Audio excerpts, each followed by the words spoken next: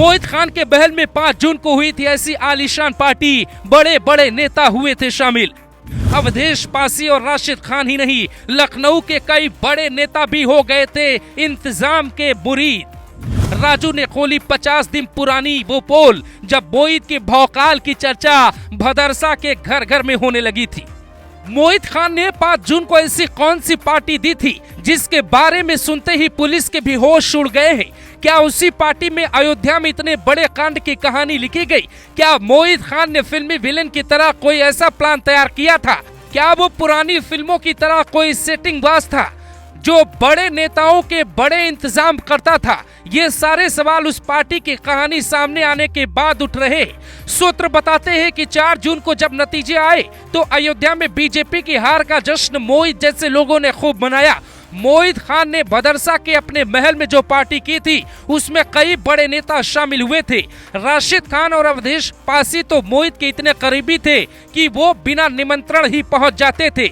लखनऊ से भी कई बड़े नेताओं के मोहित खान की पार्टी में पहुंचने की खबर निकल के सामने आ रही है। मोहित भले ही लखनऊ के ज्यादातर नेताओं को नहीं जानता, लेकिन उसका सबसे बड़ा हमदर्द राशिद खान सफाई तक ऐसी पकड़ रखता है कि अखिलेश यादव के पास आधी रात को भी फोन कर सकता है। अयोध्या की जीत वाकई सपा के लिए बड़ी थी, इसीलिए पार्टी वाली बात से इनकार नहीं किया जा सकता। लेकिन यहाँ समझने वाली बात यह है कि क्या इस पार्टी में कुछ ऐसा हुआ था जिसने मोहित के दिमाग में नाबालिग को निशाना बनाने वाली बात भर दी?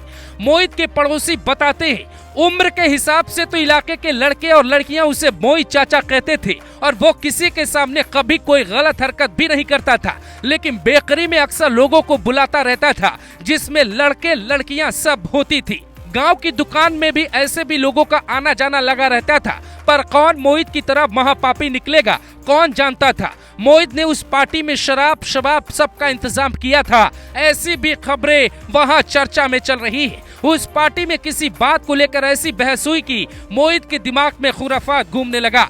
ये सोचने लगा कि अब तो अखिलेश यादव ने अवधेश प्रसाद को अयोध्या का राजा भी बता दिया और राजा अपना आदमी है, तो फिर डर किस बात का।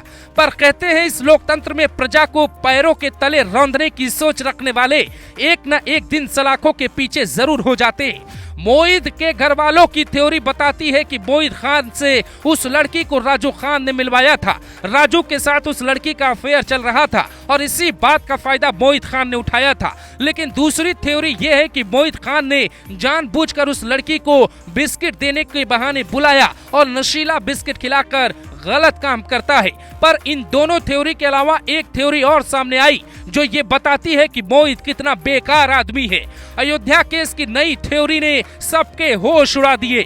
मोहित खान ने नौकरी का लालच देकर उसे अपने पास बुलाया और फिर उसे अपने मोबाइल में वो तस्वीरें दिखाई जो किसी को नहीं दिखाता था। बड़े बड़े नेताओं, अधिकारियों और कुछ मौलानाओं के साथ अपनी फोटो दिखाकर उसने अपना रसूख उस लड़की को दिखाया और 2012 की वो कहानी सुनाई जब उसे पुलिस ने पकड़ा था। वो पुलिस वालों को भी यही कहता कि मैं छूट जाऊंगा, लेकिन तुम्हारा क्या होगा ये सोच लेना। कहते हैं 5 जून की पार्टी के बाद मोहित खान इतना गदगद हो उठा था कि उसे अवधेश प्रसाद से बड़ा कोई दिखाई ही नहीं देता था।